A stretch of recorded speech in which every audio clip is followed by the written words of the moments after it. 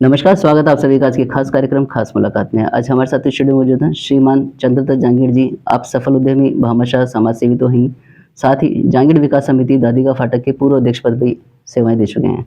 नमस्कार, स्वागत है आपका हमारे स्टूडियो में। नमस्कार सर नरेश जी। जी, सर्वप्रथम मैं आपको धन्यवाद दूंगा। आपने इस स्टूडियो मुझे बुला करके और मुझे लाभान्वित किया है। और इससे पूर्व मैं सबसे पहले ये कहना चाहूँगा, बल्कि श्रद्धा सुमन पेश करना चाहूँगा हमारे सम्मानित श्री आर.पी. शर्मा जी के लिए, जिन्होंने न केवल ये विश्वकर्मा टुडे अखबार चलाया, बल्कि समाज से एक जुड़ाव भी पैदा किया। वो मेरे मित्र रहे हैं। सबसे पहले उनको श्रद्धा सुमन। सर हम आपके शुरुआती जीवन के बारे में जानना चाहेंगे। नरेश जी, मैं अपने स्वर्गीय माता पिता को मैं नमन करते हुए बताना चाहूँगा कि स्वर्गीय माता जी श्रीमती पार्वती देवी और पिता श्री हनुमान प्रसाद जी के यहाँ मैंने फतेहपुर शेखावाटी जिला सीकर में जन्म लिया। मेरी शुरुआती शिक्षा भी फतेहपुर शेखावाटी में जहांगीर वैदिक विद्यालय फतेहपुर शेखावाटी में हुई, जी, जो उस वक्त जहांगीर समाज में गुरुकुल पद्धति पे चलता हुआ एक बहुत अच्छा स्कूल था। मेरा सौभाग्य है कि मुझे वहाँ शिक्षा प्राप्त हुई। बिल्कुल। माननीय पंडित हरिकेश दत्त जी साहित्य अलंकार थे, वो उसके संचालक भी थे और एक गुरुदेव की पोजीशन में वो वहाँ थे। बिल्कुल। और मैं अगर ये कहूँ कि मेरे साथ पढ़ने वाले जितने भी मेरे छात्र बंधु हैं, मेरे मित्र हैं, उस वक्त जो एजुकेशन दी जाती थी उसमें शिक्षा के अलावा बहुत सारी चीज़ें, जैसे स्वास्थ्य के लिए जी। योग, संध्या, व्यायाम, ये सब हमें शुरुआती दौर में सिखा दिया गया था, जिसका हमें आज जीवन भर फायदा मिल रहा है। बिल्कुल। मेरी हायर सेकेंडरी तक की शिक्षा जहांगीर वैदिक विद्यालय फतेहपुर में हुई और इसके बाद में मैंने अग्रवाल कॉलेज जयपुर से अपना ग्रेजुएशन पूरा किया। जी, एलबीएस कॉलेज से मैंने लॉ यानी एलएलबी मैंने की और 81 में मुझे ये डिग्री प्राप्त हुई। बहुत बढ़िया। सर परिवार के बारे में थोड़ा सा बताएं हमारे को। हाँ नरेश जी, ये मेरे लिए एक बहुत ही सुंदर पहलू है। जी, मेरे माता पिता के हम लोग, मैं सबसे बड़ा पुत्र हूँ और मेरी 5 बहनें हैं और इसके बाद मेरे 2 छोटे भाई हैं। जैसा कि परिवार में होता आया है, सबसे बड़ा होने के नाते और मेरी अपनी व्यक्तिगत जिम्मेदारियां भी थी, जी, तो पढ़ने लिखने के बाद में जैसा कि मैंने आपको बताया कि मैंने एलएलबी फर्स्ट डिवीजन से प्राप्त की, लेकिन मैंने वो कार्य न करके और अपना परंपरागत कार्य जो है वो अपनाया, जो मेरे फादर जो करते थे। मेरे यहाँ चांदी की मैन्युफैक्चरिंग बहुत अच्छे स्तर पे वो काम था। जी, और मुझे ऐसा लगा कि मेरा भी इसमें इंटरेस्ट है। उसको नज़र में रखते हुए मेरे परिवार में मेरी पत्नी है श्रीमती मीना देवी, जो सीकर जिले से हैं, श्रीमान चौथमल जी की सुपुत्री हैं, जी, और मेरे 2 पुत्र हैं, अनुपम जहांगीर और विवेक जहांगीर उनका नाम है। जी, और उन्होंने भी ग्रेजुएशन करने के बाद अच्छी यूनिवर्सिटी से एमपी किया और आज वो मेरे साथ मेरे इसी कारोबार में इस तरह से जुड़े हुए हैं कि उन्होंने उस कार्य को पूरी शिद्दत के साथ और पूरी समर्पित भावना के साथ संभाल रखा है। बिल्कुल। मेरी पत्नी ने, मैं कहना चाहूँगा कि परिवार को संभालने में उनका बहुत बड़ा योगदान रहा है। मैंने अपने कारोबार को संभाला और चूंकि मेरी जिम्मेदारियां मैं महसूस करता हूँ काफ़ी थी, और अपने परिवार को, यानी बड़ा बेटा होने के नाते मेरे जिम्मेदारियां जो अपने बहनों के प्रति और भाइयों के प्रति बनती थी, वो मैंने निभाते हुए और अपने कार्य क्षेत्र को चालू रखा। पत्नी के बारे में मैं कहना चाहूँगा कि जीवन में बहुत सारे ऐसे पहलू आए हैं, बहुत सारा ऐसी जगह आई है, ऐसी चुनौतियां आई हैं जिसमें मुझे उन्होंने एक अच्छा जजमेंट देने में मेरी सहायता की है और मेरा पूरा साथ दिया है। मौके पे मैं ये कह दूं कि उन्होंने मेरे परिवार को बहुत अच्छा संभाला है, मेरे बच्चों को बहुत अच्छी शिक्षा दी है। आज मेरी बहुएं हैं, 2 मेरी बहुएं हैं और 4 मेरे बहुत ही प्यारे दुलारे से पोते हैं। और उस सारे परिवार को संभालने अगर किसी को श्रेय है तो मेरी धर्मपत्नी मीना जहांगीर को है। बिल्कुल। और उन्होंने इसमें कोई कसर नहीं छोड़ी है। मेरी बहुएं बहुत ही अच्छी पढ़ी लिखी हैं। मैं कहना चाहूँगा सम्माननीय श्रीमान श्याम सुंदर जी एडवोकेट, जो समाज में टैक्स एडवोकेट के नाम से काफ़ी फेमस हैं, उनकी दोनों सुपुत्रियां हैं, दोनों बहुत अच्छी पढ़ी लिखी हैं जी। और मेरे परिवार का वो गौरव बढ़ा रही हैं। ये मेरे लिए बहुत ही सुखद और सुंदर माहौल है। बहुत बढ़िया। ये मेरा एक स्वर्णिम सा, सुंदर सा, अच्छा सुनहरा सा मेरा परिवार है और मैं ईश्वर से प्रार्थना करता हूँ कि मेरा परिवार ऐसे ही आगे बढ़ता रहे, चलता रहे। बहुत बढ़िया सर, व्यापार के बारे में थोड़ा सा बताएं अपना। हाँ नरेश जी, जैसा कि मैंने आपको बताया कि मैंने एलएलबी फर्स्ट डिवीजन से की, लेकिन मैं एलएलबी के बाद में प्रैक्टिस करने की मेरी इच्छा जरूर थी, लेकिन मैं नहीं कर पाया। और अपने घर की आर्थिक स्थिति को मजबूत करने के इरादे से, क्योंकि उस वक्त हम जयपुर में किराए के मकान में रहते थे और आर्थिक स्थिति कोई बहुत अच्छी नहीं थी और परिवार की जिम्मेदारियां मेरे पे इतनी थी कि मुझे लगा कि अगर मैंने अपनी वकालत चालू रखी या करता रहा तो अगले बहुत सालों तक मैं बहुत अच्छी आर्थिक स्थिति को मजबूत नहीं कर पाऊंगा।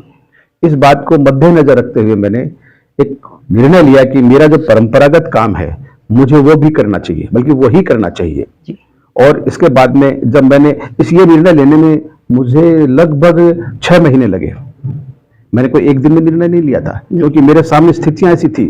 और फिर जब मुझे लगा कि मुझे ऐसा ही करना है तो फिर मैंने पलट के नहीं देखा, मैंने कोट टांग लिया और इसके बाद में मैंने मेरे उस कार्य को संभाला और अपने परिवार का एक बहुत बड़ा सहारा भी मैं अपने आप को महसूस करता हूं कि मैंने सहारा दिया। बहुत बढ़िया। और आज धीरे धीरे हम उस स्थिति में आते चले गए। आज मेरे पुत्र भी मेरे साथ जुड़े हुए हैं, भले ही उन्होंने अच्छी यूनिवर्सिटी से MBA किया, लेकिन कुछ उनकी इच्छा रही, कुछ मेरी अंदर से इच्छा थी कि मेरे कार्य क्षेत्र को वो संभालें, ताकि जो कुछ हमने खड़ा किया है उस प्लेटफॉर्म पे मेरे बच्चे आगे बढ़े। ये मेरे एक मन की, दिल की भावनाएं थी और मेरे बच्चों ने उसे स्वीकार भी किया, दिल से स्वीकार किया। बहुत बड़ी बात। बड़े बेटे ने आते ही कहा था कि मैंने MBA किया है, लेकिन मैं कार्य क्षेत्र के लिए यही चुनूंगा, आपकी क्या राय है? और मैंने इसको कहा था, आप करोगे तो मेरा काम आगे बढ़ेगा जी, और अगर आप नहीं करोगे तो मेरे बाद में ये काम खत्म हो जाएगा। बिल्कुल सर। लेकिन बच्चों ने इसे संभाला और आज मुझे कहते हुए बड़ा गर्व महसूस होता है कि मेरे दोनों बच्चे अपने काम के प्रति बहुत समर्पित हैं और अपने काम को बहुत जिम्मेदारी से करते हैं और इसकी मुझे बहुत संतुष्टि है और ईश्वर से मैं प्रार्थना करता हूं कि मेरे बच्चों की भावनाएं ऐसी बनी रहे। बिल्कुल ऐसा ही हुआ, क्योंकि आपने जो बच्चों को जो संस्कार दिए हैं उससे यही लग रहा है मुझे भी, कि मैं खुद मिल चुका हूँ दोनों भैया से। जी सर, मुझे पता है ऐसा। अच्छा सर, अपने उत्पाद के बारे में थोड़ा सा बताएंगे कुछ? जी हाँ नरेश जी, हम चांदी में कलात्मक वस्तुएं बनाते हैं और उस कलात्मकता से मेरा अर्थ है आभूषण नहीं बनाते जी। हम लोग वो जो चीजें जो कारीगरी की होती हैं, जैसे एक आपने समझिए कि एक मटका बनाया है या सितार बनाई है या हमने पूजा की थालियां इस ढंग की बनाई है, इस तरह के एट्रैक्टिव आइटम जिसमें हाथ का काम होता है, सुंदरता काम होता है, जो लोगों के या बड़े घरों में शोपीस के रूप में रखे जाते हैं, इस तरह के आइटम हम लोग बनाते हैं। हैंडीक्राफ्ट आइटम्स, हैंडीक्राफ्ट बोल सकते हैं उनको, और पूरा उस पर हैंडवर्क होता है। और ये समझिए कि इस काम में आने के बाद में जैसे मैंने कोशिश की कि हम मशीनें बनाएं, अपने स्टाफ को बढ़ाएं, और स्टाफ बढ़ाने के बाद चूंकि पढ़े लिखे हैं, हमारे पास एक टैक्ट है, एक अच्छा टेक्निक है, तो उसका सही उपयोग करें जी। उस बात को ध्यान में रखते हुए हमने बहुत सारी चीजें नई बनाई और आज मैं फख्र से कह सकता हूं कि हमने अपने काम को एक स्तर दिया है, एक लेवल दिया है जी। ऐसा नहीं कि चाहे जैसे हमने किया, और इस बात का विशेष ध्यान रखा है। आज मेरे बेटे भी इस बात का ध्यान रखते हैं, जैसा कि मैं अपने साथियों से भी कहता हूं, मेरे बहुत सारे मित्र जो या मेरे साथी जो मेरे से काम सीख के गए हैं, और मैं अपने परिवार में भी एक बात कहता हूं कि आपको अपने उद्योग में एक महत्वपूर्ण बात रखनी है, जो कि मेरे इस चांदी के काम में तो बहुत जरूरी है। आप प्योरिटी पे ध्यान दीजिए, क्वालिटी पे ध्यान दीजिए और समय की पंक्चुअलिटी पे ध्यान दीजिए। अगर ये 3 चीजें आप अडॉप्ट करते हैं, किसी बिजनेस के आपको कोई पीछे नहीं कर सकता आपके बिजनेस में जी। बिल्कुल। और सारी सक्सेस का, भले ही मेरी सक्सेस हो, मेरे परिवार की सक्सेस हो या मेरे बच्चों की सक्सेस हो, यही मूल मंत्र है। और जो छात्र समझिए या मेरे साथी समझिए, समाज के बंधु समझिए, जिन लोगों ने मेरे से काम सीखा, आज काम सीख करके वो बहुत अच्छी पोजीशन पर अपना काम भी कर रहे हैं, उनके पास ही यही मूल मंत्र मैंने दिया है कि आप इस पे चलते रहिए, आपको कोई बीट नहीं करेगा। व्यापार के लिए आपको कहीं जाने की जरूरत नहीं है। अगर आपने तीनों फार्मूलों को अपनाया है, व्यापार आपके पीछे अपने आप आएगा, व्यापारी अपने आप पीछे आएगा। बिल्कुल मूल मंत्र आपने उनको बताया। ये है, और यही मैं समझता हूं कि किसी भी उद्योग में बढ़ने के लिए ये जी, जरूरी भी है। आपकी व्यवसाय की उपलब्धियों के बारे में बताइए सर। देखिए, उद्योग छोटे से शुरू होता है और वो धीरे धीरे धीरे धीरे वो बड़ा आकार लेता रहता है। जी मेरे साथ भी ऐसा ही हुआ है। हम तो जीरो से शुरू हुए थे, जी बिल्कुल। फिर हमने इसको थोड़ा सा बड़ा किया, फिर थोड़ा सा बड़ा किया। पहले 10 बाई 15 के रूप में हम 4 आदमी बैठ के काम करते थे, जी और इसके बाद में जब बड़ी व्यवस्था हुई तो वही आदमी कुछ और बढ़ गए, जगह बढ़ गई, फिर मशीनें बन गई, और धीरे धीरे धीरे धीरे बड़ा रूप लेता चला गया। जी ईश्वर की दया से आज मेरे पास 3 यूनिट्स हैं, जिनमें हमारा काफी स्टाफ काम करता है, जी और हम अपने प्रोडक्ट को अपने व्यापारी तक पहुंचाने के लिए हमने एक अच्छी व्यवस्था कर रखी है। जी और आज मेरा प्रोडक्ट, या यूं कहिए कि हमारे कारखाने के प्रोडक्ट न केवल जयपुर बल्कि थ्रू आउट इंडिया बिल्कुल। शुरू से ही जा रहे हैं। जी जिसमें मैं कहना चाहूंगा कि बेंगलोर, दिल्ली, बॉम्बे, कलकत्ता, अहमदाबाद, जितनी भी बड़ी सिटीज हैं, जी उनमें जो बड़े शोरूम है चांदी के, उनमें हमारी अपनी पहचान है। हमारा अपना एक प्रोडक्ट वहां जाता है, और मैं ये भी कहूं कि हमारी अपनी पहचान एक क्वालिटी के प्रोडक्ट के मामले में है, प्योरिटी के मामले में है। बिल्कुल। तो कोई अतिशयोक्ति नहीं है, क्योंकि लोग ऐसा मानते हैं कि वहां का माल है, नो डाउट। और ये हमारे लिए बहुत ही सुखद और एक बहुत बड़े संतोष देने वाली बात होती है कि लोग हमें किस रूप में पहचानते हैं। बहुत बढ़िया। जी अभी हाल ही में जो 20 जनवरी को दैनिक भास्कर के मुख्य पृष्ठ पर प्रिंट हुआ था, जी आपका रामलला विग्रह के साथ जो चांदी के खिलौने प्रदर्शित हुए थे, जी। इसके बारे में आप क्या कहना चाहेंगे? नरेश जी, आपने बहुत ही सुंदर सवाल किया है, जो मेरे दिल को भी छू रहा है। जी ये हमारे लिए एक बहुत स्वर्णिम मौका रहा है। रामलला के मंदिर में हमारी फैक्ट्री का प्रोडक्ट, हमारे बनाए हुए खिलौने अगर वहां चयनित होते हैं, तो इससे बड़ा संतोष और क्या हो सकता है। बिल्कुल। हमें बताया गया था, जिस व्यापारी के मार्फत ये काम आया, उसने मुझसे राय लेकर के जो प्रोडक्ट तैयार किया, और हमने भी पूरी उसमें कोशिश की, और वो जब जाके वहां चयन हो गया और हमें बताया गया, तो वाकई बहुत खुशी हुई। उसमें हमसे कुछ प्रश्न भी पूछे गए, बिल्कुल। जो कि उसकी प्रोडक्ट के बारे में थे, उसकी प्योरिटी के बारे में, उसकी मेटल की जानकारी थी, जी। वो सब हमने दी। उनको भी संतोष हुआ, और यह समझिए कि वो मिलने के बाद में हमें एक आत्मिक संतोष हुआ। ये समझिए कि चारों तरफ हमें जो खुशियां मिली हैं, ये ईश्वर का हम आशीर्वाद समझते बिल्कुल। हैं। और अपने प्रोडक्ट के इस रामलीला की मूर्ति जाने के बाद में, यूं तो हमने बहुत सारे काम किए हैं, बहुत बड़ी बड़ी मूर्तियां भी बनाई हैं, जी। लेकिन जो सुख संतोष और जो आशीर्वाद इसमें मिला है, जी वो अपने आप में समझिए कि ईश्वर का प्रसाद मानते हैं हम। बिल्कुल बिल्कुल। सर, आप अपनी व्यवसाय में जो सफलता का श्रेय है वो किसे देना चाहेंगे? देखिए, वैसे सफलता के लिए किसी एक को श्रेय देना मैं समझता हूं कि उचित नहीं है, क्योंकि इसमें पहला श्रेय तो हर व्यक्ति के माता पिता का ही जाता है, जी क्योंकि वहां से ही शुरुआत होती शुरुआत वहीं है। से। लेकिन जो जो परिवार में उसकी उम्र बढ़ती है, उसके यूं समझिए कि सिचुएशंस बदलती हैं, तो उसमें उसकी पत्नी का सहयोग, उसके बच्चों का सहयोग, उसके परिवार का सहयोग, सबका सहयोग चलता आता है। कोई व्यक्ति अपने आप में अकेला कहीं सफल नहीं होता। बिल्कुल। उसकी पूरी सफलता में उसका परिवार जुड़ा रहता है, और ईश्वर के आशीर्वाद से मुझे ऐसा माहौल मुझे मिला है, घर का, भाइयों का, बहनों का, सही बात। और यूं समझिए माता पिता के आशीर्वाद से मुझे सारी सफलताएं मिली हैं। सर, आपका समाज सेवा में रुझान कैसे हुआ और आपके प्रेरणा स्रोत कौन रहे? देखिए नरेश जी, समाज सेवा के लिए मुझे सबसे ज़्यादा मोटिवेट पंडित हरिकेश दत्त जी शास्त्री ने किया था, जो कि मैं शुरुआत में अपनी प्राथमिक शिक्षा के साथ उनसे जुड़ा हुआ था। जी जब भी उस वक्त भी हमें वो कई स्कूलों में, समाज के स्कूलों में वहाँ ले जाते थे, और हमसे कई कल्चरल प्रोग्राम में वो भाग लेने के लिए कहते थे, जी और उनके मोटिवेशन से हम आगे बढ़ते चले गए। जयपुर में आने के बाद में एक जो दबी हुई इच्छा थी कि मैं समाज से जुड़ूं, वो जी। अपने आप मुझे उसका स्कोप, क्षेत्र मिलता चला गया। बहुत बढ़िया। सर, समाज की संस्थाओं में आप किन किन पदों पर आसीन रहे हैं और आपके कार्यकाल में क्या क्या उपलब्धियां रही है उसके बारे में बताइए? नरेश जी, विश्वकर्मा बाल मंदिर जो कि अपने स्टेशन रोड पे है, जी उसमें मैं 1994 से लेके 96 तक सचिव के पद पे रहा। और यूँ समझिए कि उस वक्त मुझे उस स्कूल में स्पेशली बुला करके ये पद दिया गया था कि वहाँ की व्यवस्थाओं को मैं थोड़ा सुचारू रूप दे सकूं।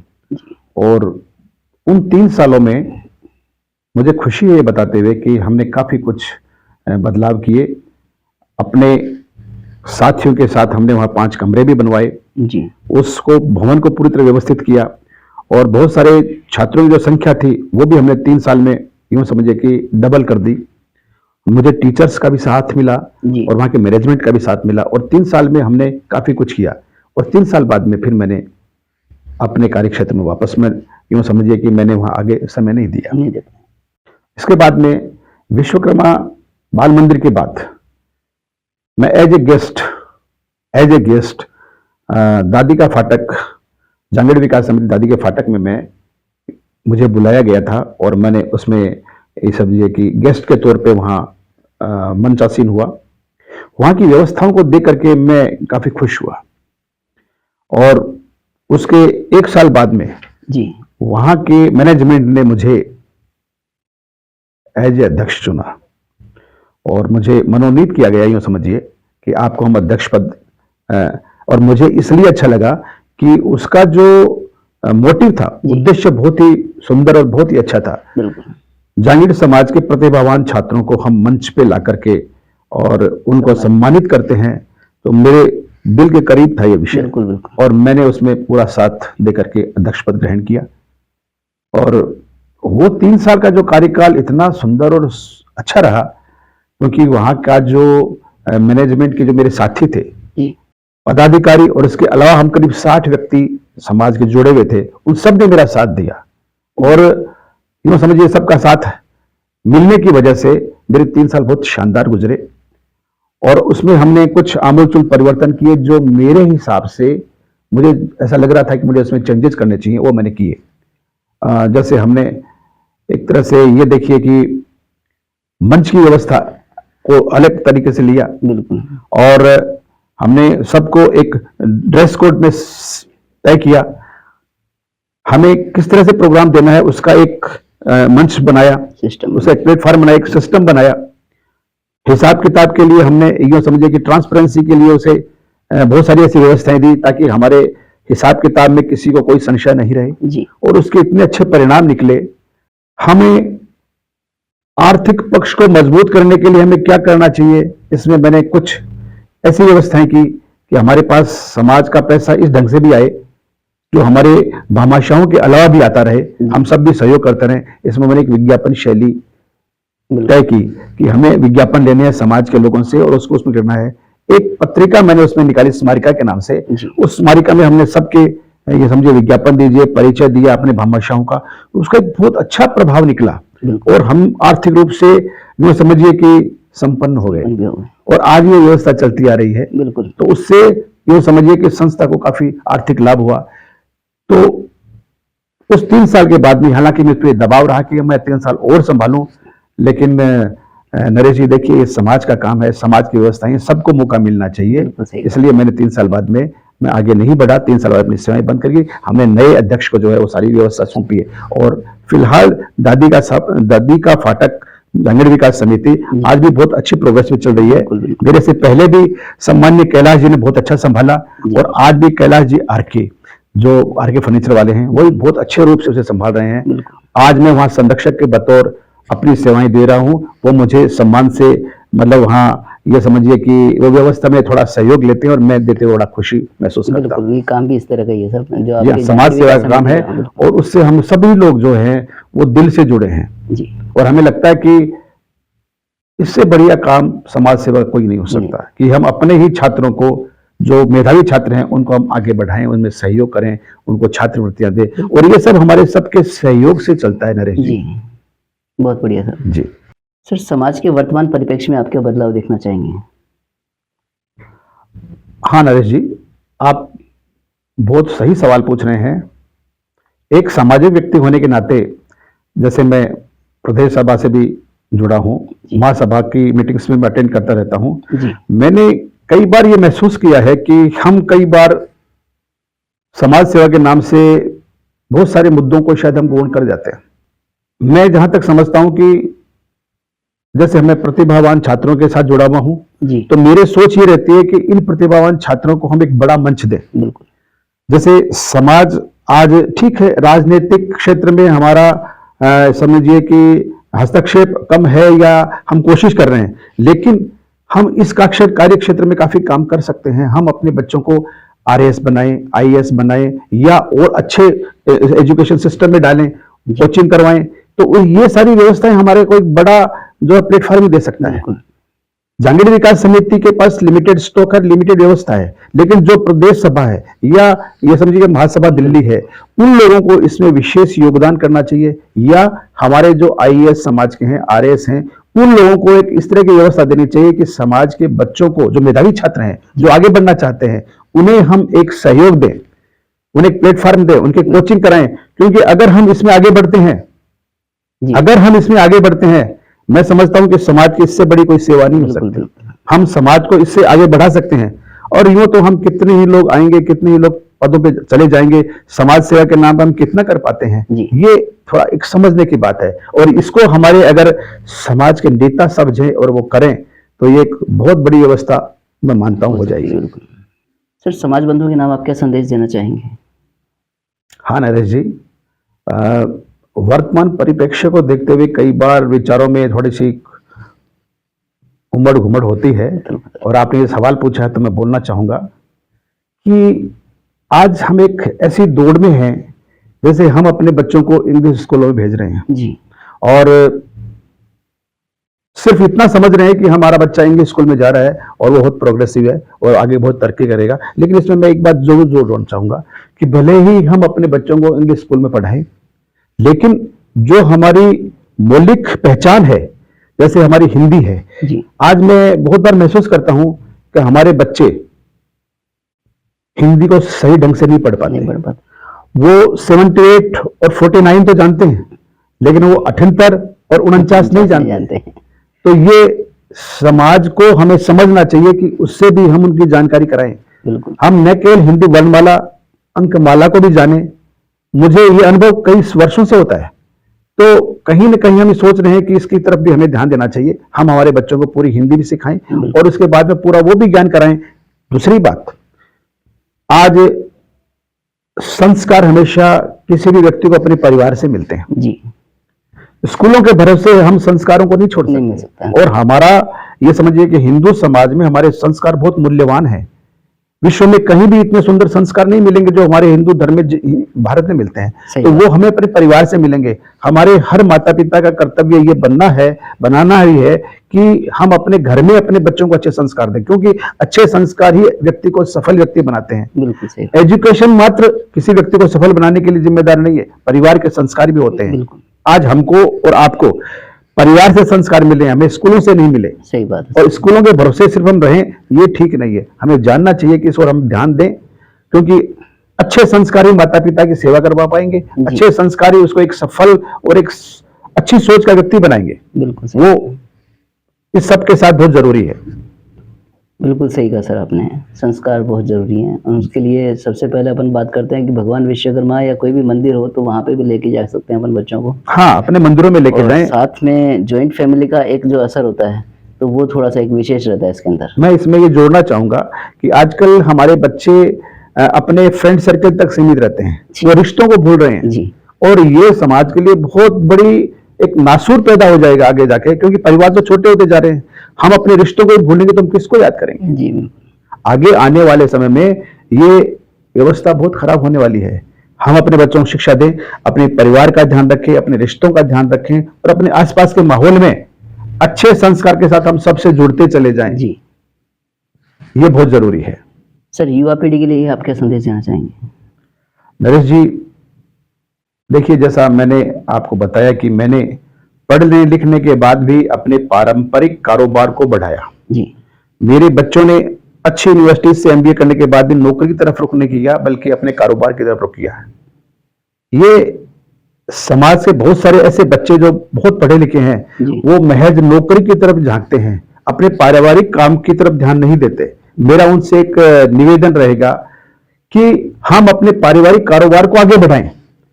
हम नौकरी लेने की बजाय नौकरी देने वाले बने, बिल्कुल। क्योंकि ये तभी संभव है जब हम अपना कारोबार करेंगे। और मैं कहना चाहूंगा कि जांगीड़ समाज का बच्चा, जैसे लोग तो कहते हैं आधे इंजीनियर होते हैं, ठीक है, उनकी टेक्निकल जो दिमाग है उनका बहुत अच्छा होता है जी। और अपने टेक्निकल नॉलेज को ध्यान में रखते हुए वो अपने किसी भी कार्य क्षेत्र में करें, वो भले वो लकड़ियां काम करें या जो उनका परिवार में चला आ रहा जी, है, जी। लोहे का काम या जो भी कोई काम है, बिल्कुल। उसको अपने विजन को लेकर के आगे बढ़े। और मैं तो ये कहूं कि मेरे समय में तो हमें कोई आर्थिक सहयोग सरकार से नहीं मिलता था। उस वक्त 10-20 हजार रुपए बैंक से लेने बड़े दुर्लभ थे, कोई भाव ही नहीं पड़ता था। लेकिन आज तो हमारे बैंक हमारे घर चल के आते हैं।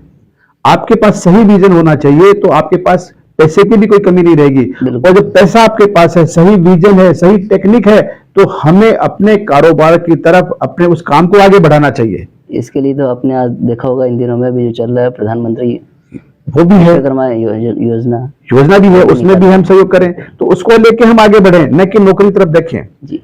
और हम एक ही मंत्र है कि नौकरी लेने वाले नहीं, नौकरी देने वाले बने, तो ये समाज का बहुत बड़ा विकास होगा। और हमेशा मैं तो एक ही बात महसूस करता हूं कि आप अपने परिवार के लिए आगे बढ़िए, आपका परिवार आगे बढ़ेगा, समाज अपने आप आगे बढ़ेगा। हम कहते हैं ना, समाज को हम आगे बढ़ाएं, समाज को नहीं, पहले हम अपने परिवार को बढ़ाएं। और हमारा परिवार बढ़ गया, क्योंकि समाज परिवारों की एक इकाई का ही तो बड़ा रूप समाज है। जब हमारी इकाइयां अच्छी होंगी, हमारा समाज आगे बढ़ेगा। तो हम इसको आगे बढ़ाएं, इसको ध्यान दें। जी बिल्कुल। बंधुओं, आज हमने समाज हित में काफी अहम बातें जानी, जिनके लिए आपका बहुत बहुत धन्यवाद। नरेश जी, आपका भी बहुत बहुत धन्यवाद, क्योंकि आपने मुझे ये मंच दिया। और मैं समझता हूं कि इस मंच पे आने के लिए बहुत काबिल होना जरूरी है, और उन श्रेणी में आपने मेरे को रखा है। इसके लिए मैं आपका और आपकी पत्रिका का, आपके इस चैनल का बहुत बहुत स्वागत और धन्यवाद करना चाहूंगा। बहुत बहुत धन्यवाद। मेरे दर्शकों का भी, समाज के बहुत सारे प्रबुद्ध नागरिकों का भी मैं नमन करता हूं। धन्यवाद। मिलते हैं अगले सप्ताह किसी नई हस्ती के साथ। तब तक आप देखते रहें विश्वकर्मा टुडे न्यूज।